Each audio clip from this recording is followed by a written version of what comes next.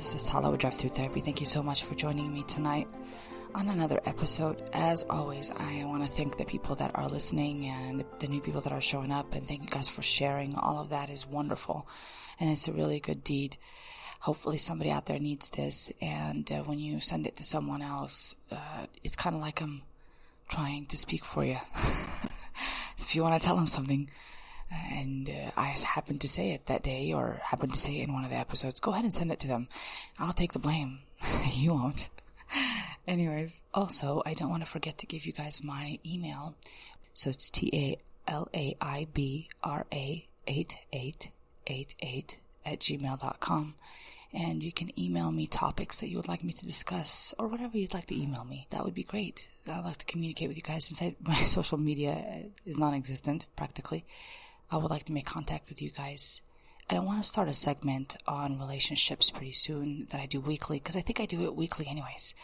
But I would like to do one that's just talking about one of the cases that you guys submit. So any kind of relationship advice that you guys want, just give me a little bit of background on there and change the names up so this way there's no identifiable information, and I could pick it for one of the podcasts so we could discuss that case in that relationship. I hope that helps and that makes sense, because I'm really wanting to expand on relationships. It seems like that's one of the things that I'm constantly getting asked about, and also most of my work has a lot to do with relationships. So I'm finding out, people, that we learn our best lessons from relationships. So why not? Yeah, send me what you want advice on. It'll be like Dear Abby, but Dear Tala. Since it's not a live thing, back in the day, you would send a letter to the newspaper and Dear Abby would respond. So this time it's Dear Tala through email, because Tala does not have any live mixers or equipment to take callers. All right, that's that. Moving on to the next topic, which is a topic about work. And I'll get into it a little bit more. It's not just work. We spend, I think, more than 50% of our time at work. We have such a glorified sense of self about it. I'm a workaholic. I'm a perfectionist. I'm a hard worker. I feel productive. All those things are just simply ways that we get our value from, words and statements that we get our value from.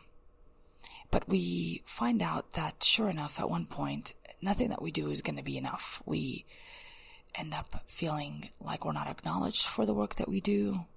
We don't know how to take breaks and enjoy the hell out of them. Sometimes we retire and we're like, what do I do now? I don't feel productive. And then a whole bout of depression starts flowing through, all of which are just simply preventable. They're preventable, my friends. But it's a common milestone for humanity, for us to get our value, again, from the external. This is not the first time you've heard me say this. Again, I know that some of you are rolling your eyes like, we've heard this before, Tala. Yes, and you'll keep hearing it from me, my friends, because it's going to be relevant to your work. We choose our work through the idea of sublimation. It's a psychoanalytic perspective, but I like it. It's my favorite. I know. It's like an old-fashioned idea, but nonetheless, I'm going to go ahead and entertain it, because it was my favorite way to describe what this feels like, this work that I'm going to be talking about. Because there's work that we're all doing. Like I said, it's the kind that we need to show our value in. We get our value from. We get our identity from. And then there's the other type of work, which I'm going to talk about, which is more of like a calling. Something that cannot be measured in how much you do. It's where you feel the most flow in, where you feel the most inspired in all the time. It's never-ending inspiration for you. And you'll know it. You'll know that you're in the flow. You do it effortlessly. And other people say, oh my God, I don't know how you do it. It's so hard. But you do it effortlessly. And you've been doing it probably since the day you were able to be consciously aware of what you're doing. You've always done it. I like to describe this from a psychological perspective, of course, rolling my eyes, that I thought was the most closely related to what I'm about to say. I mean, it's not exactly what I'm about to, you know what I mean, but it's pretty close. This idea of sublimation at work, and I don't remember who the psychologist is that refer to this, but sublimation actually came from a Freudian concept. It's the subconscious drive that we have to do, subconscious urges or drives that we have to inspire the action that we do, basically. We use this at work as well by how we choose our jobs. We have a subconscious desire. For example, a person that likes to, has a deep down urge to touch meat and dissect things, and, it can go both ways. You can be a murderer or you could be a butcher, where you can feel like you're in the flow. You feel like, wow, when I do my thing, when I'm butchering, I am the most elevated. I feel like I'm in the flow. It's effortless. And people are usually incredibly amazed by how I'm able to do that. And why I'm putting people in there, not because I think you get your value from people, because that's not what I mean. You know me better. You guys know me better. But how I mean it is that it helps other people as well. Your flow and you being in the flow is actually helpful to humanity. You're good at this one thing that you do, and you are of help to humanity because of it. Make no mistake, we are here in some form to help out each other. It's not a one-man show. If it was a one-man show, we'd be occupying plenty of space where it's pretty spacious all around the world. But we all like to stick together. Hence the populations are growing together. They're not separate from one another. I hope that makes sense. But anyways, yeah. So sublimation is how we choose our job. For example, if you're a control freak and you enjoy organization and control, you could be an organizer, a cleaning and organizing person who does that for a living. If you are, I don't know what other profession, but there's so many. I'm going blank right now because I'm on the spot. But it could refer to anything at all. For example, for me, it was, I'm still trying to get an idea, but I think for me is breaking down concepts.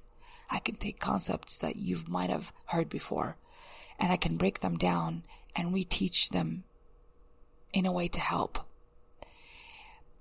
I don't know how I do it, but I know I do it. I know I break things down in my head. I've been doing it since I was a kid, and I have to redo and teach. I love to teach that way. It makes sense. It makes sense because I was a teacher before. I've always followed that. But then I went on to be a counselor as well. So it never stopped for me. It never stopped. And of course today, even in a podcast, I'm doing a bit of both. I like the human brain, human interaction. I enjoy that substance, and I also enjoy teaching it, breaking it down for you. And so I feel like I'm mostly in the flow when I'm doing that. I feel the most gratification when I'm doing that. Even if a person who's not doing it well, when they're in the flow, it works. I don't know how it works. It just works, people. You'll know it when you're doing it. For example, an artist, they may not be good at anything else, but when they're in the flow doing the artwork, they may not even understand humanity, but when they're doing their artwork, it's inspiring. It elevates the human spirit. That's what it's meant to do. We all have that in us. We all have that in us. I think, off the record, you guys, not evidence-based, but I think that we are all supposed to be working within our flow. And when we don't do it, when we're trying to measure it, when we're trying to sell it, when we're trying to be acknowledged for it, it becomes not as useful, not as superior in its quality. We can do anything, once again, but when we do it within our flow, when we're making contact and engaging with it that way, it is amazing. It comes out effortlessly and, again, elevates the human spirit. So, again, how much money I make could be measured. If I get acknowledged or not acknowledged could be measured. And if my identity is based on those things, then I would be in trouble. Because when I'm not getting those things, I could fall apart at work. I could think that these are the reasons why I'm doing what I'm supposed to be doing, why I'm doing my calling. So a calling is not a job. It's not an actual title. That's a man-made thing. It's a man-made thing. But human nature says that we do have a calling. We're just good at what it is that, whatever it is that we're supposed to contribute to the world. We're good at it. It can show up at work. It can blossom at work, but it's not necessarily just there. It is everywhere you go. I could be standing in the middle of Walmart and figuring out how to make a recipe out of 5 different ingredients that just make no sense, but I could just figure out, I have that anyways, and then I can just cook them all together. That could be my flow, So I can reconstruct things out of really very little resources. I can make it work. And our life usually complements that. If you're really living your life on that plane of inspiration, where you're following your calling, when you're following that flow, that bliss, your life will probably show that at one point. But when we get caught up in the policies, in the laws of our work, in the regulations, expectations, the need for acknowledgement, the need for measurable outcomes, then we could get kind of mixed up. Our priorities can get kind of confused. We start to think that that's all we are those things. And when we don't get them, our identity gets shot down. Heck, when we lose our job, if we lose our job, I'm not saying when but we could, absolutely. Everything is temporary. If we lose our job, we could fall apart real quick. Our identity gets re-questioned because it was on the basis of that title or that job or that amount of money that you made. There's really nothing after that once that gets taken away. So I want you to know that when you are inspired and living your life based on the calling and doing your work, your shopping, grocery shopping, your interaction with your children based on that, and even interaction with others, based on that calling or that flow that you are just magical at, whatever it is that you do, when you are doing that thing, everything works out well. Everything. You're just good at it. You're everything. And then it never goes away because you can produce it anytime you want. It's not contingent on a job or a title. Any of that. You are that person who does that thing that you do, that you are the only one that knows what you do. Everybody can see it. Everybody knows it, but can't put their finger on it. But you know. I need you to know. So this way you're never lost. You never get so limited by your job and the limitations and the constrictions of that job and what that job comes with, the title and all the regulations and whatever. I think of teachers when I think of that situation, when it comes to calling and sublimation, all that good stuff. If you talk to any teacher, most of them will tell you that, yes, they wanted to help children, they want to inspire children. They have a thing for that. They want to be useful in that form. And it's a strong desire. That's why they go through the education, which is quite a bit of education, quite a bit of testing that they take and licensure that they have to maintain. And they get into the schools. And what is happening is that passion and drive they come in with gets stomped on pretty quickly. Because then everything becomes so regulated. How we teach children becomes so regulated, and there's so many evaluations and so many ways that teachers are, so many expectations they have to meet, such as benchmarks and standards, policies, and parents that come in and say, well, no, I need you to do your job. And they tell them what the job is, apparently. And that happens as well, too, for the teachers. They go through a lot. And what they come in with is really this feeling of a calling to do what they do. And after a while, their passion kind of leaves. Their priorities get shifted. So it's no longer a calling. It becomes about, I need to maintain an evaluation. I need to stay out of trouble. I need to stay out of being acknowledged for the wrong thing, basically. Not to rock any boats. I need to maintain benchmarks and standards. And the last thing I hear about is the kid. Very tricky. The last thing I hear about is the kid. The kid now becomes a side note of enjoyment, because I have all this stuff that I have to do on my plate when it comes to being a teacher, that what I came in for has been lost, which is the children, engagement with the children. So how do we lose our perspective? What happens to us? So the work that we have to do is to revisit that calling. We have to get really quite sure about our priorities when we do what we do. And the priority is not a number. It's not a measurable goal. Okay? It's not something that anybody else expects you to do. It is something that comes from inside. For me, counseling is not about the measurable goal. Every patient has to have a measurable goal with a diagnosis, and they have to meet this measurable goal. But that's not my priority with patients. My priority with patients is to meet them where they're at when it comes to change, and work through their barriers and get them to a place where they're internally driven rather than externally driven. That's like my main thing. I know that's what I'm better at. It doesn't mean that they're going to get there with me. And I'm not basing my reward on that. This rewarding feeling that I can get from work, I'm not basing it on that. I'm basing it on whoever comes into this room, this office with me for a session is usually meant to come in there for that purpose. There's nothing that I do at all that's any special, except that I'm very good at hearing when you need to change and the barriers that don't work for you anymore. I don't know how I do it, I just do it. And I challenge patients with it. But the same kind of trick is, I use it everywhere. I can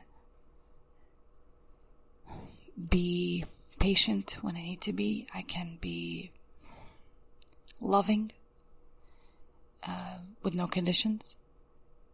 And those situations help me through. I can't pinpoint exactly what it is, what I do.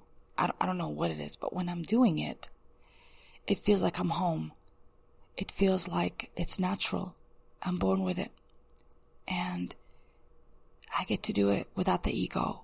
I get to do it without the need for acknowledgement. It just gets done. It gets done. And it's something that has to do with what I naturally do. I don't know what exactly it's related to, but it has a lot to do with people. It has a lot to do with change. And I think it's very closely tied to healing others, to help in that process. How I teach, and looking at important concepts in my life and breaking them down. For example, if I want to know about self-love, I can break that down into little mini instruction manual for you, and anything really, and help you through and meet you where you're at when it comes to wherever you are at your journey. That's what I'm good at. It'll show up at work, like I said, but I believe it's everywhere else too. I do believe parts of it are showing everywhere else. That's what I mean about it. It being a natural thing for us as humans is, it's not a name. It's not a title. I can't call it being a counselor because it's not a counseling thing necessarily for everybody who's a counselor. But it is something that's a human trait. And I know that its purpose is to serve other humans. And that's what you guys are asked to look at. In whatever it is that you do so well, make that the priority. What is it that you do so well within that job? And it's not the title. Again, it's not the numbers. It's not the goals, the acknowledgement, the title. None of these are the clue. The clue is your priority. What did you go into this profession wanting to do? Why were you inspired or attracted to this profession or this kind of job? What made it so appealing? Reprioritize the human element, what you want from it as a human, what you feel inspired to do as a human with other humans. That's what I'm very interested in knowing. I want you to discover that, because once you do that, then when you go back to work, you're not making paperwork, goals, meetings, numbers a priority. There are things that you do, but what you really shine at is whatever it is that you get to do in service to other people, whatever feels good to you to do, whatever you've been attracted to do. And it's, again, not a man-made thing. It's a human nature thing. It's natural to you. It's something that you do very well. So I hope this makes sense, because I was going to talk about why we hate our jobs, but I wanted to kind of approach it this way because it just makes sense to me to explain this before I even talk about anything else. I want us to be inspired. I want us to reprioritize and get our value not from the outcome of whatever that job brings, but rather the outcome that we get in how we feel about it when we accomplish what it is that we do. So I feel so at home for me when I am talking to another human being and listening to them on their part of journey, and I get to interact with them on this depth and this intimate level. It just inspires the hell out of me. Now, many people can confuse it. My boss can confuse it with numbers, and she can come and tell me, hey, Tala, you're not meeting the quota or whatever, or you need to accomplish all these reports before a certain deadline or whatever. And that doesn't matter to me. It matters to me on the level that, of course, I know where it's at in my brain. I have it in the right spot, but it's not front and center. It gets done, and I do it with quality, but it's not where all my energy gets put, because I'm not going to be happy if I think that my deadlines and my reports are all I am. And I'm not a measurable human being. I'm an infinite human being, limitless human being. And when I live on the plane of inspiration, that is limitless. That cannot be measured. I'm the happiest. I'm at home. It's like I know why I'm here. It's a purpose. So again, I don't want you to lose that purpose, because if you put it all on the reports and that's the title and everything, when you don't do that stuff anymore, when you happen to retire, what are you going to be with? Where are you going to get your value from? And most people that retire have a hard time with that. They've gotten their value from being this way for so long that when they don't have that title anymore, that position anymore, they don't know what to do with themselves. They can't sit still. They can't enjoy it. So although we think that retirement is a wonderful thing, I found out, my friends, that it's not always a great trip, especially when your priorities have been off for so long. Your clue is that if you are stressed at work, if all this stuff is happening to you, if you have too much stuff on your plate, if you can't meet expectations and having a hard time with your own emotional regulation when it comes to work, and even perceive it as a threat, all these things are indication that you're not working with your flow yet, okay? All those things that we have to do at work are important. We got to do them, but they're not where I get my action from, where I get my self-love from. I get my reward from sitting with you and from listening to your story and being part of that somehow, even if it's a small, tiny part. And I am a small, tiny part of your story, but I get to enjoy being part of that intimate interaction. So, all right, I hope this helped inspire you to take a look again at what you do and really, really change what you do and how you do it. Thank you so much for all the inspiration you guys hit me with, and I hope to hear from you soon. Email me, please, and let me know what topics you want me to address, or which topics you want me to talk about a little bit more. I'm sending you guys a lot of love. And this has been an episode of Drive-Thru Therapy.